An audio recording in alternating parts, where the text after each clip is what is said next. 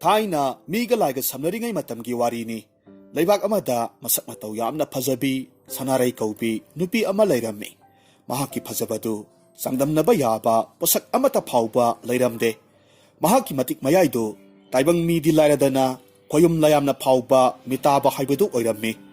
ꯅꯣꯡꯃꯒꯤ ꯅꯨꯃꯤꯠꯇ ꯃꯍꯥꯛꯅ ꯏꯁꯤꯡ ꯁꯣꯛꯄ ꯆꯠꯄ ꯃꯇꯝꯗ ꯂꯝꯕꯤꯗ ꯃꯥꯕꯨ ꯎꯔꯒ ꯂꯩꯁꯥꯕꯤ ꯈꯔꯅ ꯃꯥꯒꯤ ꯃꯔꯝꯗ ꯋꯥꯔꯤ ꯁꯥꯅꯔꯝꯃꯤ꯫ ꯂꯩꯁꯥꯕꯤ ꯑꯃꯅ ꯂꯩꯁꯥꯕꯤ ꯃꯌꯥꯝꯗꯨꯗ ꯑꯁꯨꯝꯅ ꯍꯥꯏꯔꯝꯃꯤ, "ꯃꯁꯤꯒꯤ ꯁꯅꯥꯔꯩ ꯍꯥꯏꯕꯤꯁꯦ, ꯃꯥ ꯂꯩꯗꯅ ꯅꯨꯄꯥ ꯑꯃꯠꯇꯅ ꯑꯩꯈꯣꯏꯕꯨ ꯍꯟꯅ ꯌꯦꯡꯗ꯭ꯔꯦ꯫ ꯅꯠꯇꯦ, ꯃꯥꯅ ꯑꯩꯈꯣꯏꯗꯒꯤ ꯀꯔꯤ ꯍꯦꯟꯒꯦ? ꯅꯨꯄꯥ ꯃꯌꯥꯝꯅ ꯃꯥꯕꯨ ꯀꯣꯏꯇꯥꯟ ꯇꯥꯟꯅꯔꯤꯕꯁꯤꯕꯣ?" ꯂꯩꯁꯥꯕꯤꯗꯨꯒꯤ ꯋꯥ ꯇꯥꯔꯒ ꯑꯃꯅ ꯑꯃꯨꯛ ꯈꯨꯝꯂꯛꯂꯝꯃꯤ, "ꯍꯣꯏꯅꯦ, ꯑꯩꯈꯣꯏꯁꯨ ꯂꯩꯁꯥꯕꯤꯅꯤ, ꯃꯥꯅ ꯀꯔꯤꯗ ꯑꯩꯈꯣꯏꯗꯒꯤ ꯍꯦꯜꯂꯗꯅ?"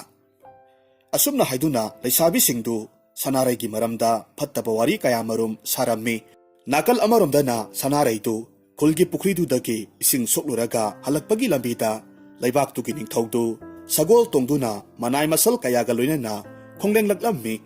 ꯃꯗꯨ ꯎꯕꯗ ꯁꯅꯥꯔꯩꯗꯨ ꯂꯝꯕꯤ ꯃꯄꯥꯜ ꯑꯗꯨꯗ ꯈꯨꯔꯨ ꯈꯨꯗꯛ ꯀꯨꯜꯂꯒ ꯅꯤꯡꯊꯧꯕꯨ ꯈꯨꯔꯨꯝꯂꯝꯃꯤ꯫ ꯅꯤꯡꯊꯧꯗꯨꯗꯤ ꯁꯅꯥꯔꯩꯒꯤ ꯐꯖꯕꯗꯨ ꯎꯕꯗꯨꯗ ꯄꯨꯡꯉꯥꯎ ꯍꯦꯛ ꯉꯥꯎꯈ꯭ꯔꯦ꯫ ꯃꯔꯝ ꯑꯗꯨꯅ ꯁꯅꯥꯔꯩꯕꯨ ꯃꯥꯒꯤ ꯇꯥꯂꯣꯏꯁꯤꯡꯗ ꯆꯜꯂꯒꯦ ꯍꯥꯏꯅ ꯆꯞ ꯌꯨꯡꯅ ꯂꯦꯞꯂꯝꯃꯤ꯫ ꯃꯔꯝ ꯑꯗꯨꯅ ꯃꯅꯥꯏ ꯑꯃꯗ ꯑꯣꯟꯁꯤꯜꯂꯛꯂꯒ ꯑꯁꯨꯝꯅ ꯍꯥꯏꯔꯝꯃꯤ, "ꯍꯥꯏ, ꯅꯈꯣꯏ ꯀꯅꯥꯅꯣꯝꯃ ꯂꯝꯕꯤ ꯃꯄꯥꯜꯗ ꯈꯨ ꯈꯨꯗꯛ ꯀꯨꯜꯂꯤꯕꯤ ꯂꯩꯁꯥꯕꯤꯁꯦ ꯀꯧꯁꯤꯜꯂꯛꯎ." ꯅꯤꯡꯊꯧꯒꯤ ꯋꯥꯗꯨ ꯇꯥꯕꯗ ꯃꯅꯥꯏ ꯑꯃꯅ ꯁꯅꯥꯔꯩꯕꯨ ꯃꯍꯥꯛꯀꯤ ꯃꯅꯥꯛꯇ ꯄꯨꯔꯒ ꯂꯥꯛꯂꯝꯃꯤ꯫ ꯁꯅꯥꯔꯩ ꯃꯈꯣꯏꯒꯤ ꯂꯩꯕꯥꯛ ꯅꯤꯡꯊꯧ ꯑꯗꯨ ꯍꯦꯛ ꯎꯕ ꯃꯇꯝꯗ ꯀꯤꯅ ꯂꯩꯃꯥꯏꯗ ꯌꯦꯡꯗꯨꯅ ꯑꯗꯨꯃꯛ ꯂꯩꯔꯝꯃꯤ꯫ ꯃꯗꯨ ꯎꯕ ꯃꯇꯝꯗ ꯅꯤꯡꯊꯧꯅ ꯁꯅꯥꯔꯩꯗ ꯑꯣꯟꯁꯤꯜꯂꯛꯂꯒ ꯑꯁꯨꯝꯅ ꯍꯥꯏꯔꯛꯈꯤ, "ꯍꯦ ꯅꯤꯡꯊꯤꯔꯕꯤ, ꯅꯍꯥꯛꯀꯤ ꯀꯣꯂꯣꯏ ꯃꯤꯡꯂꯦꯟꯗꯤ ꯀꯔꯤ ꯀꯧꯕꯒꯦ? ꯉꯁꯤ ꯍꯥꯏꯕ ꯅꯨꯃꯤꯠ ꯑꯁꯤꯗꯒꯤ ꯅꯍꯥꯛꯄꯨ ꯃꯣꯡꯕ ꯏꯔꯥꯟꯌꯥꯏꯗ ꯄꯨꯔꯒ ꯂꯩꯃꯔꯦꯝꯕꯤ ꯃꯤꯡꯊꯣꯜ ꯍꯥꯞꯂꯒꯦ ꯍꯥꯏꯅ ꯅꯤꯡꯊꯧ ꯑꯩꯅ ꯈꯜꯂꯤꯗꯣ꯫ ꯃꯁꯤꯗ ꯅꯤꯡꯉꯣꯜꯒꯤ ꯄꯨꯛꯅꯤꯡꯅ ꯀꯔꯤ ꯈꯜꯂꯤꯕ?" ꯅꯤꯡꯊꯧꯒꯤ ꯋꯥꯗꯨ ꯇꯥꯕꯗ ꯁꯅꯥꯔꯩꯗꯤ ꯃꯍꯥꯛꯀꯤ ꯂꯥꯏꯕꯛ ꯐꯕꯅꯤ ꯍꯥꯏꯅ ꯍꯥꯏꯔꯝꯃꯤ꯫ ꯃꯗꯨ ꯇꯥꯕꯗ ꯅꯤꯡꯊꯧꯗꯨ ꯍꯔꯥꯎꯕꯒꯤ ꯉꯝꯈꯩ ꯂꯩꯈꯤꯗ꯭ꯔꯦ꯫ ꯑꯁꯨꯝ ꯇꯧꯅ ꯅꯨꯃꯤꯠ ꯑꯗꯨꯗꯒꯤ ꯁꯅꯥꯔꯩꯕꯨ ꯅꯤꯡꯊꯧ ꯑꯗꯨꯅ ꯂꯧꯗꯨꯅ ꯂꯩꯕꯥꯛꯇꯨꯒꯤ ꯂꯩꯃꯔꯦꯝꯕꯤ ꯑꯣꯏꯅ ꯑꯣꯏꯍꯜꯂꯝꯃꯤ꯫ ꯑꯁꯨꯝꯅ ꯃꯇꯝ ꯈꯔ ꯂꯩꯔꯕ ꯃꯇꯨꯡꯗ ꯅꯣꯡꯃ ꯁꯅꯥꯔꯩꯒꯤ ꯈꯣꯝꯂꯦꯟ ꯃꯪꯂꯥꯟꯆꯥꯗ ꯃꯇꯤꯛ ꯃꯌꯥꯏ ꯂꯩꯔꯕ ꯈꯣꯌꯨꯝ ꯂꯥꯏ ꯑꯃꯈꯛ ꯂꯥꯛꯂꯝꯃꯤ꯫ ꯑꯗꯨꯒ ꯈꯣꯌꯨꯝ ꯂꯥꯏ ꯑꯗꯨꯅ ꯁꯅꯥꯔꯩꯗ ꯑꯁꯨꯝꯅ ꯍꯥꯏꯔꯝꯃꯤ,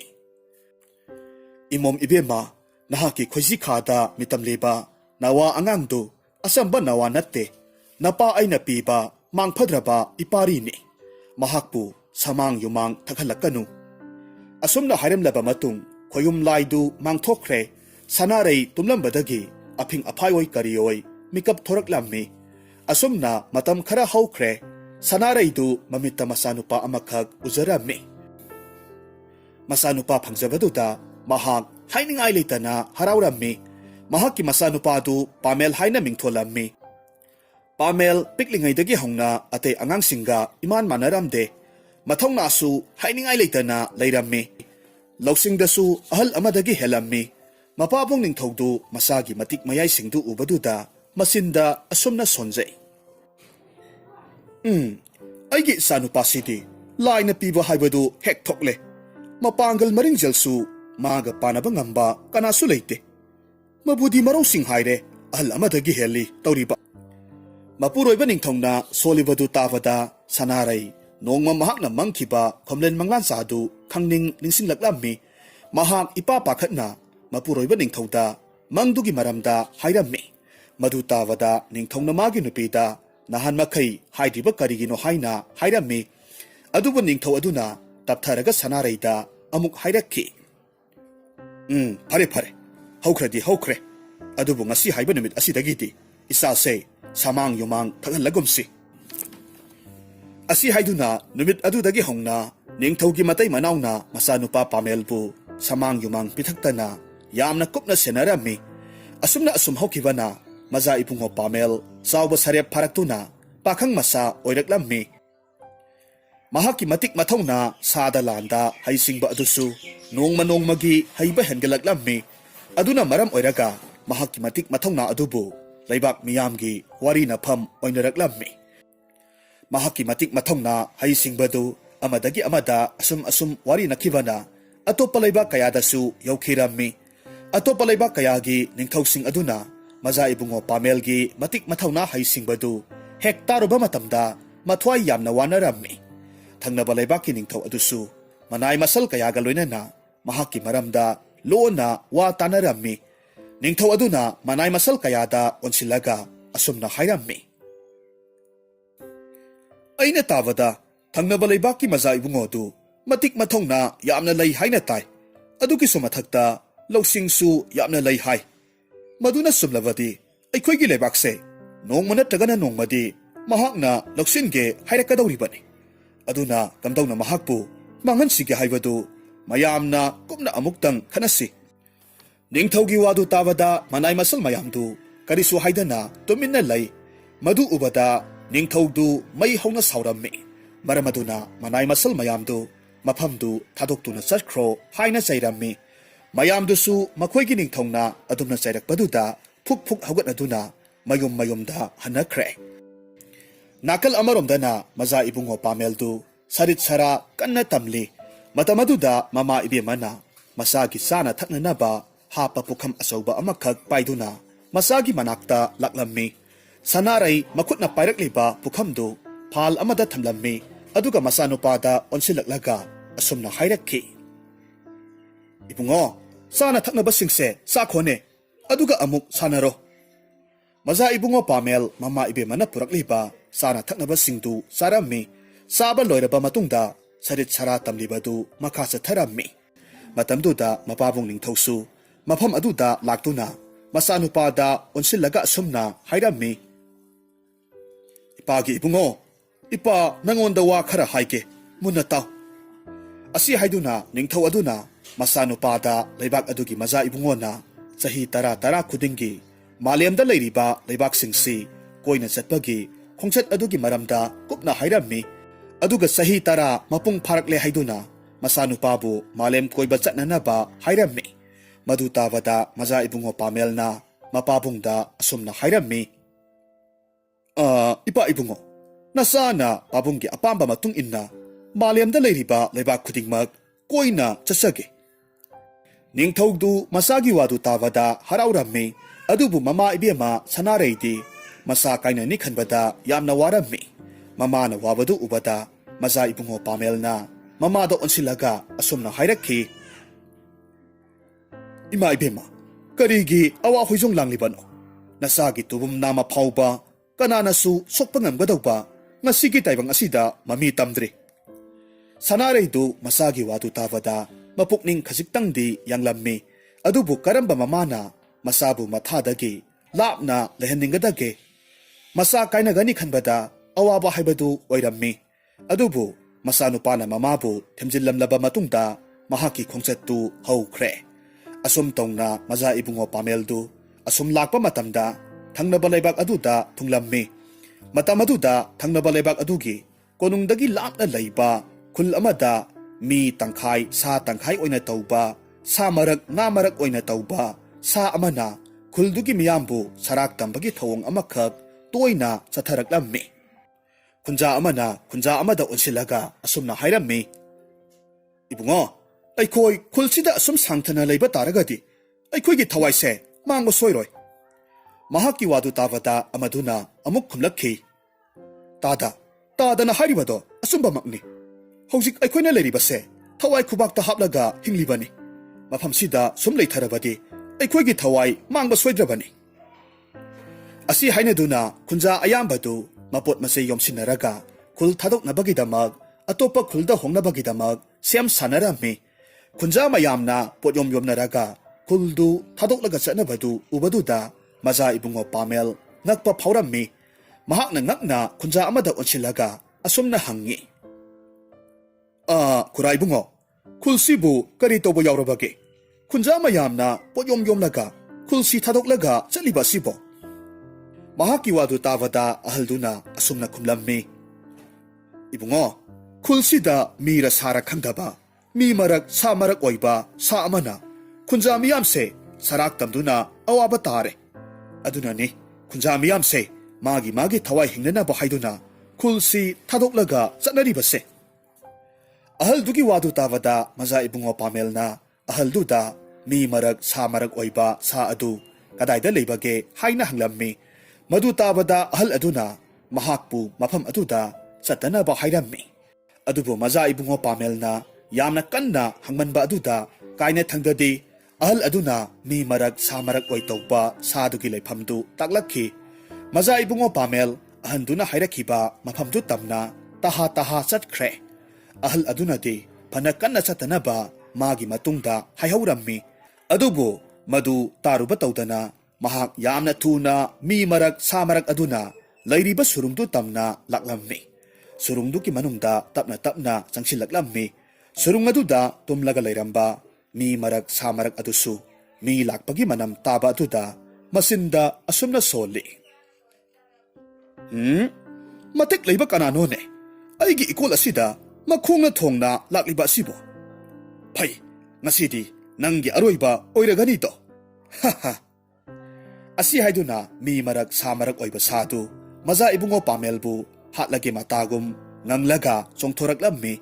มาตมาดูดามาจ่าอิบุงอปาเมลสูคงเลยทูนามีมรักสามรักโอยบะสาดูกิมาสีดูพารัมมีอสมตงนามาคอยอันนี้ดูอากันบะมาองดาลันเทงนารัมมีกายเนทังดามาจ่าอิบุงอปาเมลนามีมรักสามรักโอยตัวบะสาดูมังกเลยเทกตูนาฮัดลัมมีมาดูลอยระบะมาตุงดามหักนามีมรักสามรักอดูกีมาวุนดูคุกตุกลักาเลงบานดายาลักปุรักลำมีอสมนามาจ่าอิบุงอปาเมลดูคุลดูตำนาลักลำมีมหักนาหิงลักลักปดูอุบดูดาคุลมียามดูดีงักปนาลอยนักเครคุลมียามดูยามนังักนามหักกิมานักตำนาสังชินนรักลำมีมาตมาดูดามหักกิเลงบานดามีมรักสามรักโอยเตาบาสาดูกิมาวุนดูยาลักปุรักปดูดาคุลมียามดูอตุกิมาติกฮาราวนารัมมีคุลมียามดูฮาราวบนะมากิทอกปาส่งบันเนพันบันเนมาจ่าอิบุงอปาเมลบูทักนารัมมีคุณจามียามนามหักปุปิซาปิทักตาวรากาคุลอดูดามาตำคาราเลยฮัลลัมมี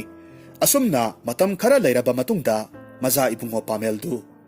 คุณจามียามดาอนชิลากาอสมนาไฮรัมมีมายามนาไอบุปิซาปิทักตาวดูนาทำบีบาสิกิไฮรูรากาดีไอให้นิงไอเลยตนาเป็นใจอดูบุไอมาพัมมาสิดากุยเนเลยทับยาดเร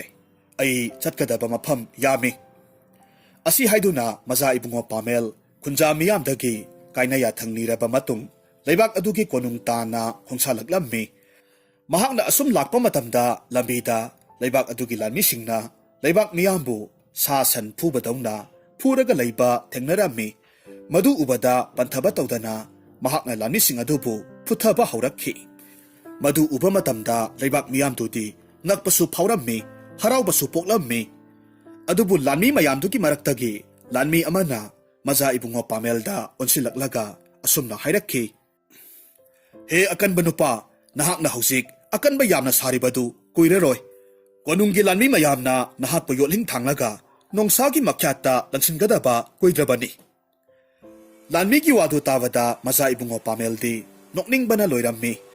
อดูบุมหักนานกลูรากาลานมีอดูบุกเรมนบโอยนาทกละกันีขันดูนานกนิ่งบดูคังจิลลัมมีไฮบกะตาวบกามาพัมอดูดากวนุงกิลานมีสังกูอามาลกสิลักลัมมีอดูกะมาคุยมายามอดูนามาจ่าอิบุงอปาเมลบูกชิลลัมมีมาดูอุบดามหักสู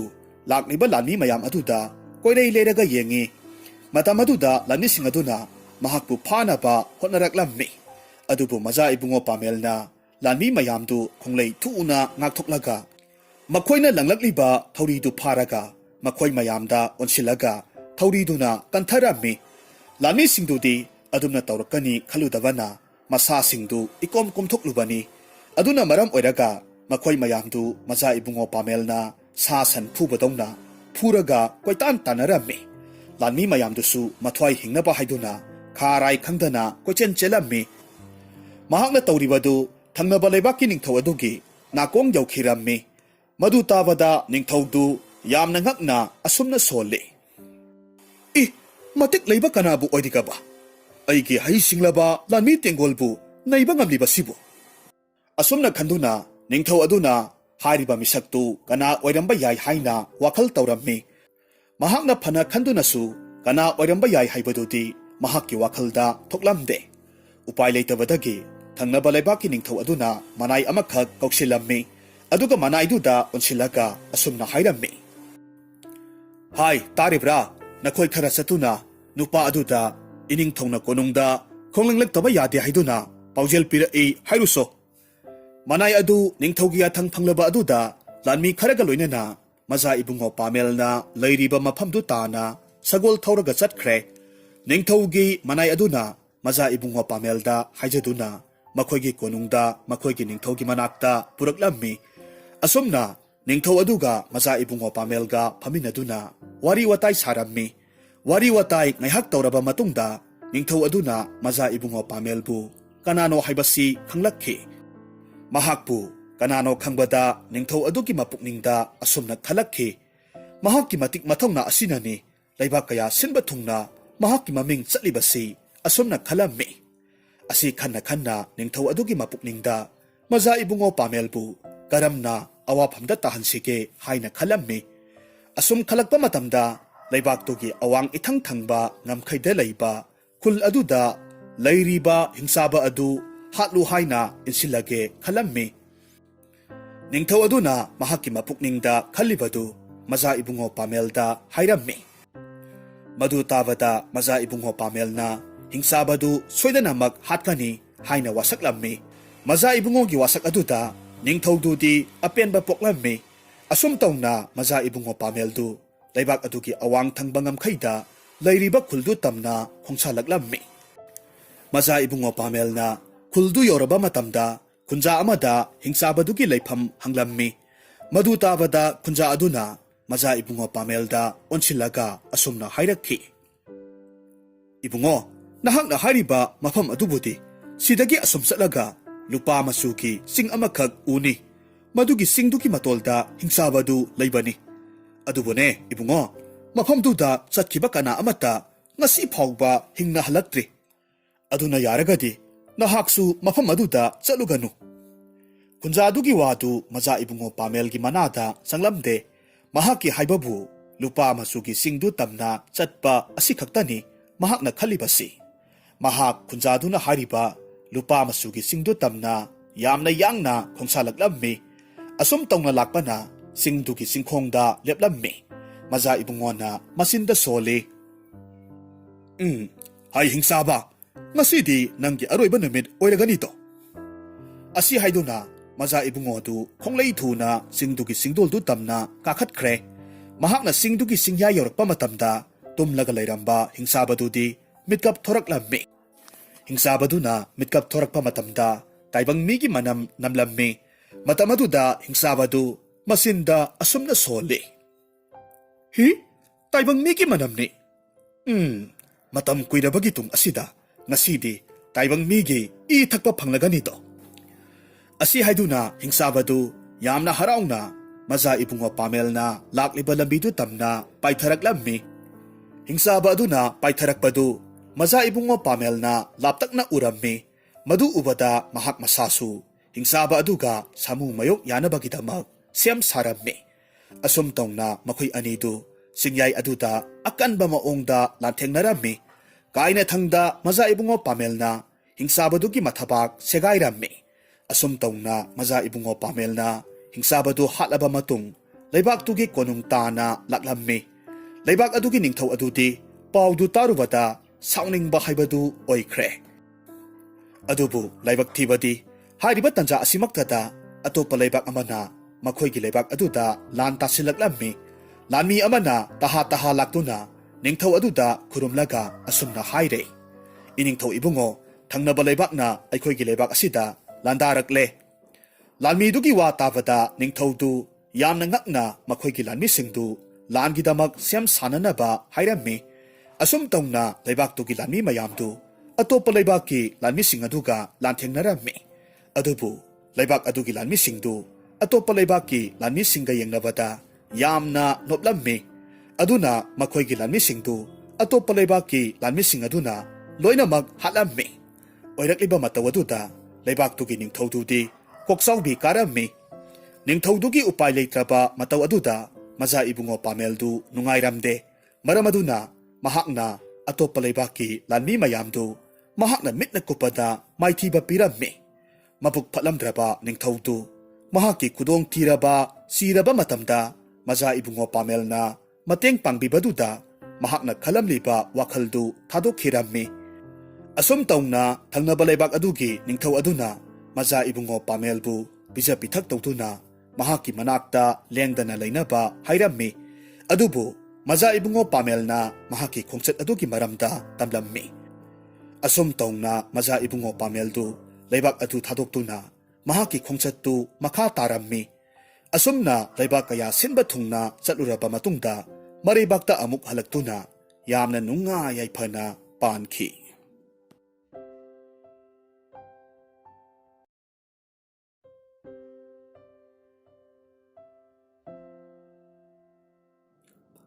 Thaina mamangi matamgi warini leibak amada aphaba mitrang tauba amati phattaba mitrang tauba haiba kanglup ani thokna leirammi. Leibak amakhak oirabasu leibak adu aphaba phattaba haina tangkhai khaidoktuna amaga sangnaramde. Phattaba mitrang taubagi lusingbadu gi mingna yaisianba kaurammi. Aduga aphaba mitrang taubasingi lusingba adugi mingna athauba kaurammi. Kanglup anisi amana amabu loksinanabasu toina hotnarammi. Asumna asum taurakpana nongmagi numitta phattaba mitrang taubi lainambi kaubi nupi amakhak umangda sa tanba chatlammi. Mahakna asum satna mapukningda khalammi. Karino masisibo aina umangda sa tanbani haina lakiba sibu sadi amatabu udene. Asumna khanna mahak umangdugi mayai sabuk tamna changsilaklammi. Mahakna asum lakpa matamda sagol amakhak uzaw amagi manakta kullaga layba thengnarammi. Madu uba matamda mahakna asumna khalli. Kanagi sagol bu oirabano onthokna bu phajakreda. Asi haiduna mahak sagoldugi manakta changsillammi. Mitrang tauraga sagoldugi mapudu kanano haiba yenglammi. Matamaduda lainambina khangba ngamlammi. Sagoldugi mapudu aphaba mitrang tauba kanglupki lusingba adugi masanupa amata yauzaba punsiba kauba adugi ni haibasi khangba ngamlammi. Lainambi mapukningda asumna khalakhi. Ay maphamsida kuina layba yade. Sagol sigi mapu aduga mayok narabadi ay soidanamag awaphamda taba tare. Asumna khanna mahak maphamdu thadokduna chatke taurammi. Adubu matamaduda anakbada aphaba mitrang tauba kanglupki miyoi khara lakpagi samin phanglammi. Atopagi samin phangba aduda mahak mongsong marak aduda sangsilaklammi aduga lotlammi. Atopa misingdu hekchatkibagadi mongsong marak adudagi thoraklammi. Aduga mahak maphamdu thadokduna chatke tauba matamda mahakki mamangda punsibadu lepsilaklammi. Lainambi khangprek khangna masinda asumna haidokhi. Ima, kainone migi mangda khanglep lepsilak iba asibo. Punsiba lainambi ki mamaydagi asum kupna yenglakpa asina masa pumnamag munna yenglammi. Aduga tapna hairakhi. Nupi na tomta umangasida kari tauribano. Sa kayga amatakiba khangdro. Lainambi punsibagi wadu tawada karisuk kumdana tuminna laythuklaga chatke taurammi. Adubu handaksu mahakki mamangda punsibana thachillammi. Aduga punsibadu mamittu khujilaga yenglaga hairammi. Mina hangbadaga khumdabiga tawine. Kada yogadabano ay thinbige. Lainambidu punsibagi matawduda ingangngaklammi. Adubu tapna amuk khumlakhi. Yarani ibung nasal adum chachakhrage. Asi haiduna chatpa hawi. Adubu magi matungda punsibadu inaraga adum laklammi. Madu ubada kanararoi khaladuna mahaki asengba masak taklammi. Madu tawada punsibadu lainambida ngaglap yenglaga lay. Aduga lainambi ki maming hanglammi. Lainambisu mahaki asengba mingdu hairammi. Punsibasu lainambida mahaki asengba masak amadi maming taklammi. Asum taungna numit adudagi hauduna makoy anidu masak khangnaba haibadu oirakhi. Matam khara haukre phattaba mitrang tauba kanglupki lusingba aduna mitrang haiba ahal kharaga loinana aphaba mitrang tauba kangbusing adubu karamna maithiba pisigi haina khanarammi. Asomda aphaba mitrang taubasing adusu matau karamna phatraba mitrang taubasing adubu maithiba pisigi haina khanarammi. ꯑꯁꯨꯝꯅ ꯅꯥꯀꯜ ꯑꯅꯤꯃꯛꯇ ꯃꯇꯧ ꯀꯔꯝꯅ ꯑꯃꯅ ꯑꯃꯗ ꯃꯥꯏꯊꯤꯕ ꯄꯤꯁꯤꯒꯦ ꯈꯟꯅꯕꯗ ꯑꯋꯥꯕ ꯍꯥꯏꯕꯗꯨ ꯑꯣꯏꯅꯔꯝꯃꯤ꯫ ꯅꯥꯀꯜ ꯑꯃꯔꯣꯝꯗꯅ ꯊꯪꯅꯕ ꯂꯩꯕꯥꯛ ꯑꯗꯨꯗ ꯂꯥꯏ ꯐꯠꯇꯕꯁꯤꯡꯅ ꯃꯤꯆꯝ ꯃꯤꯌꯥꯝꯁꯤꯡꯗ ꯂꯥꯟꯗꯥꯕ ꯍꯧꯔꯛꯂꯝꯃꯤ꯫ ꯄꯥꯎꯁꯤ ꯇꯥꯕꯗ ꯑꯐꯕ ꯃꯤꯇ꯭ꯔꯪ ꯇꯧꯕꯗꯨꯒꯤ ꯂꯨꯆꯤꯡꯕ ꯑꯗꯨꯅ ꯃꯈꯣꯏꯒꯤ ꯀꯥꯡꯂꯨꯞꯀꯤ ꯑꯍꯜ ꯈꯔꯗ ꯑꯣꯟꯁꯤꯜꯂꯒ ꯍꯥꯏꯔꯝꯃꯤ, ꯍꯧꯖꯤꯛ ꯊꯪꯅꯕ ꯂꯩꯕꯥꯛꯇ ꯇꯥꯔꯛꯂꯤꯕ ꯑꯋꯥꯕꯁꯤ ꯑꯩꯈꯣꯏꯒꯤ ꯂꯩꯕꯥꯛꯇꯁꯨ ꯇꯥꯔꯛꯂꯣꯏ ꯍꯥꯏꯅꯤꯡꯉꯥꯏ ꯂꯩꯇꯦ꯫ ꯑꯗꯨꯅ ꯑꯩꯈꯣꯏ ꯑꯇꯣꯞꯄ ꯀꯥꯡꯂꯨꯞꯇ ꯂꯥꯟꯗꯥꯕꯒꯤ ꯋꯥꯈꯜꯁꯤ ꯊꯥꯗꯣꯛꯂꯒ ꯑꯩꯈꯣꯏꯒꯤ ꯑꯣꯏꯕ ꯀꯥꯡꯂꯨꯞ ꯑꯁꯤꯕꯨ ꯉꯥꯛ ꯁꯦꯟꯅꯅꯕ ꯆꯦꯛꯁꯤꯟ ꯊꯧꯔꯥꯡ ꯂꯧꯈꯠꯅꯕ ꯑꯣꯏꯅ ꯍꯣꯠꯅꯔꯁꯤ ꯍꯥꯏꯕꯕꯨ ꯀꯔꯤ ꯍꯥꯏꯕꯒꯦ? ꯃꯈꯣꯏꯒꯤ ꯂꯨꯆꯤꯡꯕꯗꯨꯒꯤ ꯋꯥꯗꯨ ꯇꯥꯕꯗ ꯃꯈꯣꯏ ꯈꯔꯗꯤ ꯌꯥꯅꯤꯡꯗꯕ ꯄꯣꯛꯂꯝꯃꯤ꯫ ꯑꯗꯨꯕꯨ ꯃꯈꯣꯏ ꯑꯌꯥꯝꯕꯅ ꯌꯥꯅꯕ ꯋꯥꯐꯝ ꯑꯣꯏꯕꯅ ꯀꯅꯥꯅꯁꯨ ꯌꯦꯠꯂꯨꯕꯗꯤ ꯉꯝꯗꯦ꯫ ꯑꯁꯨꯝ ꯇꯧꯅ ꯑꯐꯕ ꯃꯤꯇ꯭ꯔꯪ ꯇꯧꯕꯁꯤꯡꯗꯨ ꯃꯈꯣꯏꯒꯤ ꯂꯩꯕꯥꯛ ꯑꯗꯨꯕꯨ ꯂꯥꯏ ꯐꯠꯇꯕꯁꯤꯡꯗꯒꯤ ꯉꯥꯛꯊꯣꯛꯅꯕ ꯎꯄꯥꯏ ꯀꯌꯥ ꯈꯟꯅꯔꯝꯃꯤ꯫ ꯅꯥꯀꯜ ꯑꯃꯔꯣꯝꯗꯅ ꯊꯪꯅꯕ ꯂꯩꯕꯥꯛꯀꯤ ꯅꯤꯡꯊꯧꯗꯨ ꯂꯥꯏ ꯐꯠꯇꯕ ꯃꯌꯥꯝꯒꯤ ꯃꯤꯑꯣꯠ ꯃꯤꯅꯩꯒꯤ ꯄꯥꯎꯗꯨ ꯇꯥꯔꯨꯕꯗ ꯃꯈꯨꯠꯇꯨ ꯃꯀꯣꯛꯇ ꯍꯥꯞꯂꯒ ꯈꯥꯡꯂꯝꯃꯤ꯫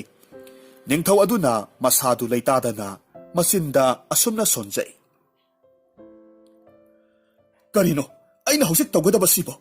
ꯑꯩꯒꯤ ꯂꯩꯕꯥꯛ ꯃꯤꯌꯥꯝꯁꯤ ꯂꯥꯏ ꯐꯠꯇꯕ ꯃꯌꯥꯝꯅ ꯑꯣꯠꯄ ꯅꯩꯕꯗ ꯍꯥꯠꯄ ꯇꯨꯞꯄꯗ ꯂꯣꯏꯔꯦ ꯇꯧꯔꯤꯕꯁꯦ꯫ ꯑꯁꯤ ꯈꯟꯗꯨꯅ ꯅꯤꯡꯊꯧꯗꯨ ꯃꯍꯥꯛꯀꯤ ꯐꯝꯅꯥꯏꯕ ꯃꯌꯥꯝꯒ ꯂꯥꯏ ꯐꯠꯇꯕ ꯃꯌꯥꯝꯁꯤꯡ ꯑꯗꯨꯒꯤ ꯃꯔꯝꯗ ꯀꯔꯤ ꯀꯔꯤ ꯎꯄꯥꯏ ꯁꯤꯖꯤꯟꯅꯗꯨꯅ ꯂꯩꯕꯥꯛ ꯃꯤꯌꯥꯝꯕꯨ ꯉꯥꯛꯊꯣꯛꯁꯤꯒꯦ ꯍꯥꯏꯗꯨꯅ ꯋꯥ ꯈꯟꯅꯔꯝꯃꯤ꯫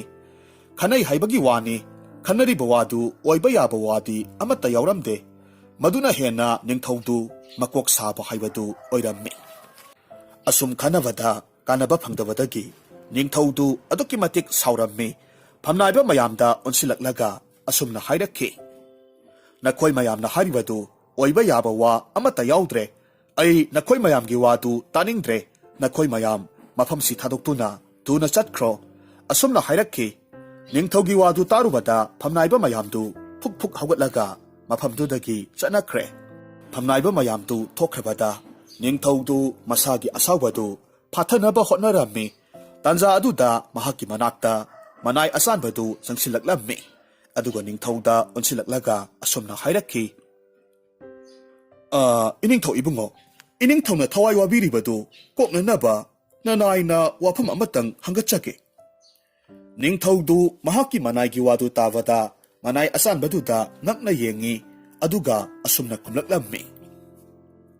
ꯍꯥꯏꯌꯨ ꯑꯁꯥꯟꯕ, ꯇꯥꯁꯦ꯫ ꯃꯍꯥꯛꯀꯤ ꯋꯥꯗꯨ ꯇꯥꯕꯗ ꯃꯅꯥꯏ ꯑꯁꯥꯟꯕꯗꯨꯅ ꯃꯤꯇ꯭ꯔꯪꯒꯤ ꯂꯩꯕꯥꯛ ꯑꯗꯨꯒꯤ ꯋꯥ ꯍꯧꯗꯣꯛꯂꯝꯃꯤ꯫ ꯑꯗꯨꯒ ꯃꯤꯇ꯭ꯔꯪꯒꯤ ꯂꯩꯕꯥꯛꯇꯒꯤ ꯃꯤꯇ꯭ꯔꯪ ꯍꯩꯕ ꯀꯌꯥ ꯑꯃ ꯇꯥꯟꯅꯔꯕ ꯃꯇꯨꯡ ꯂꯥꯏ ꯐꯠꯇꯕꯁꯤꯡ ꯑꯗꯨꯒ ꯂꯥꯟꯊꯦꯡꯅꯅꯕ ꯋꯥꯐꯝ ꯍꯧꯗꯣꯛꯂꯝꯃꯤ꯫ ꯅꯤꯡꯊꯧꯗꯨ ꯃꯍꯥꯛꯀꯤ ꯃꯅꯥꯏ ꯑꯁꯥꯟꯕꯗꯨꯒꯤ ꯋꯥꯗꯨ ꯇꯥꯔꯨꯕ ꯃꯇꯝꯗ ꯑꯍꯥꯟꯕꯗꯗꯤ ꯑꯣꯏꯔꯣꯏ ꯍꯥꯏꯅ ꯈꯜꯂꯝꯃꯤ꯫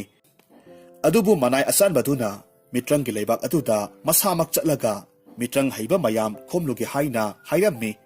ꯃꯗꯨ ꯇꯥꯕꯗ ꯅꯤꯡꯊꯧ ꯑꯗꯨꯁꯨ ꯌꯥꯅꯤꯡꯗ ꯌꯥꯅꯤꯡꯗ ꯌꯥꯔꯝꯃꯤ꯫ ꯑꯁꯨꯝ ꯇꯧꯅ ꯅꯤꯡꯊꯧꯒꯤ ꯃꯅꯥꯏ ꯑꯁꯥꯟꯕꯗꯨ ꯃꯤꯇ꯭ꯔꯪꯒꯤ ꯂꯩꯕꯥꯛ ꯑꯗꯨꯗ ꯃꯤꯇ꯭ꯔꯪ ꯍꯩꯕ ꯀꯌꯥ ꯈꯣꯝꯕ ꯆꯠꯅꯕꯒꯤꯗꯃꯛ ꯊꯧꯔꯥꯡ ꯇꯧꯔꯝꯃꯤ꯫ ꯑꯁꯥꯟꯕꯗꯨ ꯂꯣꯏꯁꯤꯟꯕ ꯂꯣꯏꯔꯕ ꯃꯇꯨꯡ ꯈꯣꯡꯁꯥꯟꯅꯕ ꯊꯣꯔꯛꯄꯗ ꯅꯤꯡꯊꯧ ꯑꯗꯨꯅ ꯃꯅꯥꯏ ꯑꯁꯥꯟꯕ ꯑꯗꯨꯗ ꯑꯁꯨꯝꯅ ꯍꯥꯏꯔꯛꯈꯤ, ꯑꯁꯥꯟꯕ,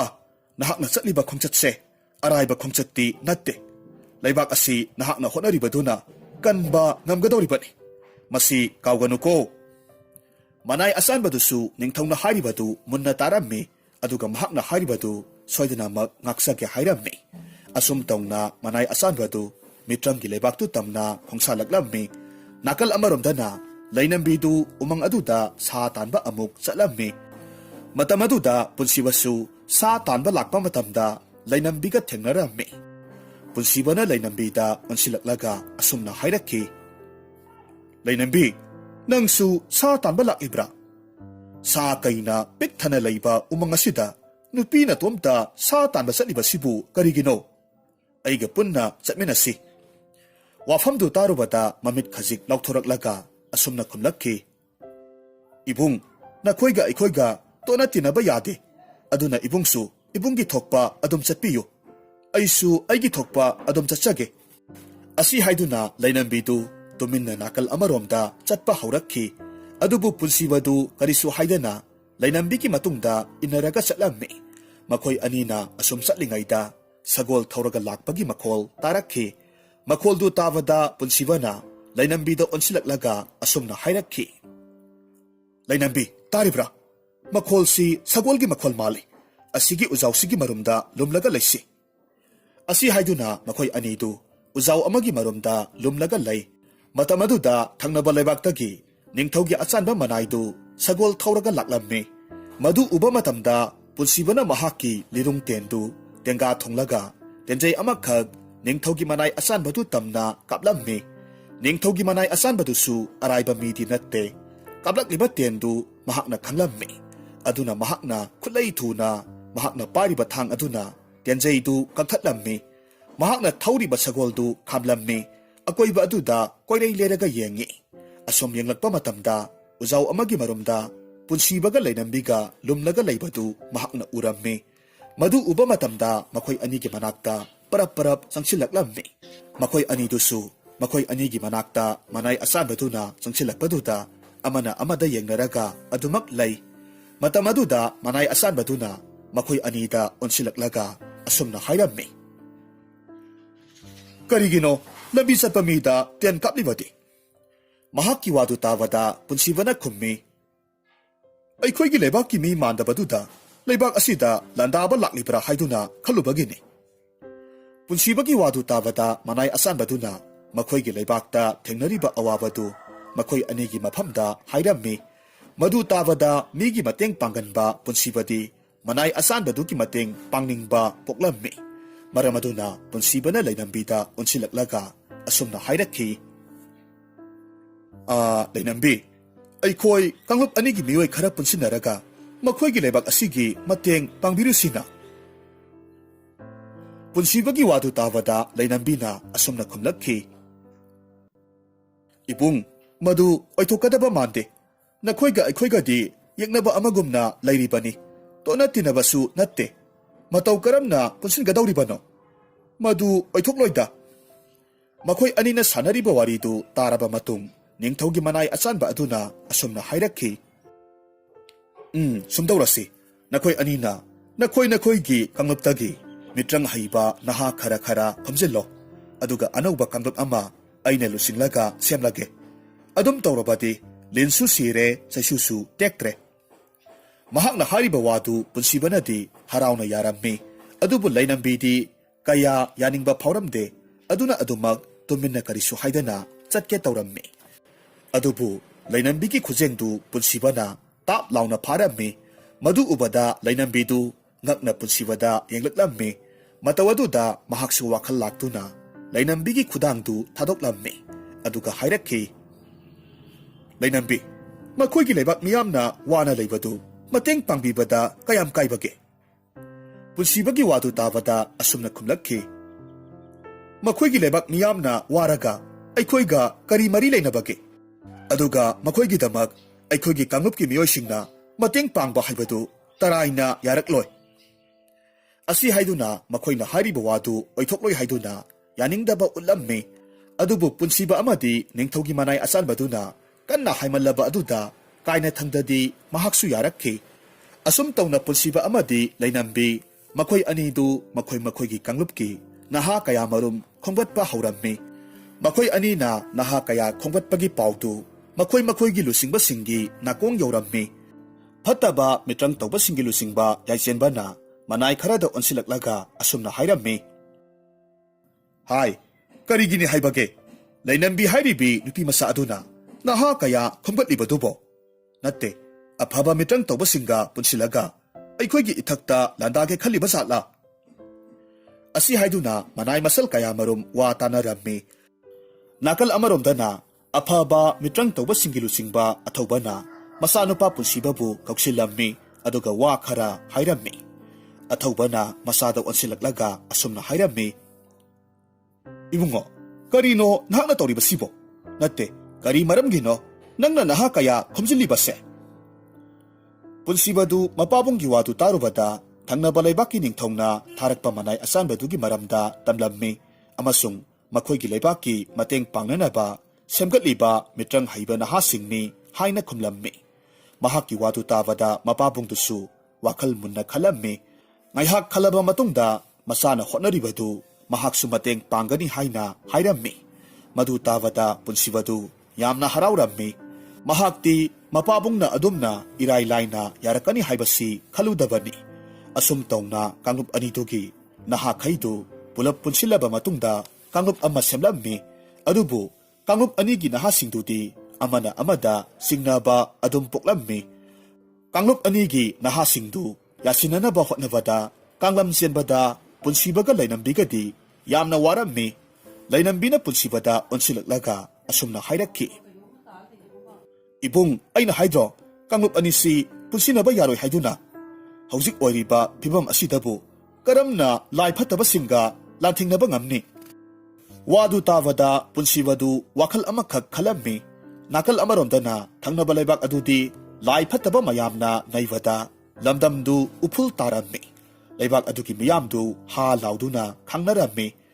Ningthaudu mahaki laibaki miyamki awaba mataudu ubaduda tumpham chapam khangdana aduki matik awaba oirammi.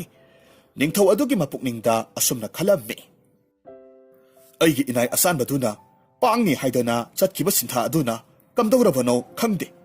Mahak halakpa ngaibada somda aigi laibak miyamse mathwai khubakta haptuna khangba haibadu oire tawribase. Asumna khanna ningthaudu manai asanbadubu wana lakpa ngairammi. Asomdana punsibadu wakal tawba yaba tawraba matungda upai ama laire khalaklammi. Mahaki mapabung ibungo lusingba aduda haijaduna phattaba mitang tawba singi lusingba aduga wari sanaraga makhoi amata oina punsinabana afaba oigani haina khalammi. Punsibana panthaba tawdana mapabung lusingbagi manakta laklammi. Mapabungda onsilaklaga asumna hairammi. Pabung nasana pabungdagi ayaba amatang lauzaba pami. Athauba masagi wadu tavada ingak ngaklammi adubu masana hainingibadu karino haina hangi. Punsibasu mapabungda koidana mahakna pamlibadu phangduklammi. Masagi wadu tavada mapabungna asumna khumlakki. Ipagi ibungo isana hairibadu yamna phabawani adubu yengoi wafamdo phattaba mitrang tawba singilu singbana pak hektamak yarakataba natte. Adubu ai makhoigi manakta chatlaga wafamdu haudoktuna yengloge. Punsibasu mapabungna adumna hairaba aduda yamna haraurammi. Asum tauna afaba mitrang tawba kanglupki lusingbadu phatraba mitrang tawba singi lusingba yaisenbagi manakta laklammi. Aduga kanglup anidu punsinanaba wa haudoklammi. Adubu wafamdu phattaba mitrang tawba singadi yaninglamde. Upai leitaba afaba mitrang tawbagi lusingbaduna lainambina khomgatliba nahasing adudi masanupana khomgatliba nahasing aduga punbada athingba leitanaba haijarammi. Madugi wa adumadi phattaba mitrang tawba sing adugi lusingba adunasu yaraklammi. Asumna lusingba anidu wari watai ngaihak tawraba matungda afaba mitrang tawbagi lusingbadu mayum maikai panglaklammi. Phattaba mitrang tawba singi lusingba aduna lainambina khomgatliba nahasingdu loina magi manakta kaurammi. Aduga punsibana khomgatliba nahasing aduga ningthina khana sainaba tawdana loinanaba yathang tawrammi. Makhoi mayamsu makhoigi lusingbagi yathang phanglabaduda kanglup anigi nahasingdu nungsi sanana loinaba hauraklammi. Asumna nungsi sanaba mataw asida lainambidu harauna punsibada onsilaga hairammi. Ibung handakti karino khangde aikhoigi nahasingse nakhoigi nahasing asiga nakpak tanabadu tawkhidre. Asumna leibasi uraga aidi yamna harawi. Punsibasu lainambina haraubadu uraga mathamoida pena noksai. Asumna matam khara haukre nahasing adusu matiksana mahimasing tamnabadagi lai phatabasing aduga sathengnaba lanthingnaba ngambagi matang yausilaklammi. Matang si yausilaklabada thangnaba laibaki ningthaugi manai asanba aduna lusinglammi. Aduga punsiba amadi lainambisu makhoi animak yaungna naha kayasing aduga loinana thangnaba laibak tamna khongsalaklammi. Makhoi singdu thangnaba laibaktu hek yobugadi lai phatabasing aduga lanthingnarami.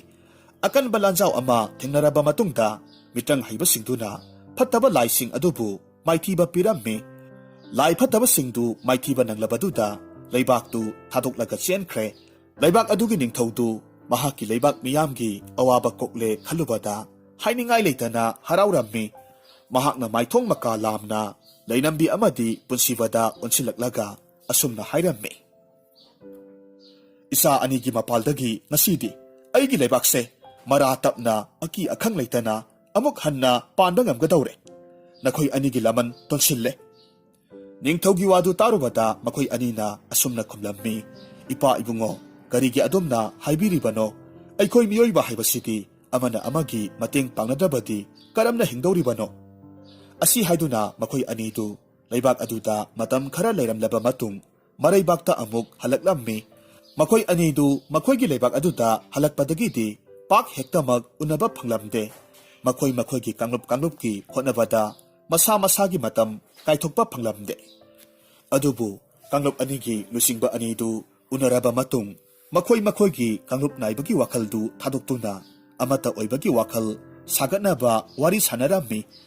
Asum tawna lainambi amadi punsibagi matingdagi kanglup anidu amata oina punsilammi. Aduga punsibaga lainambigasu leibak miyam mamangda saungna luhunglammi.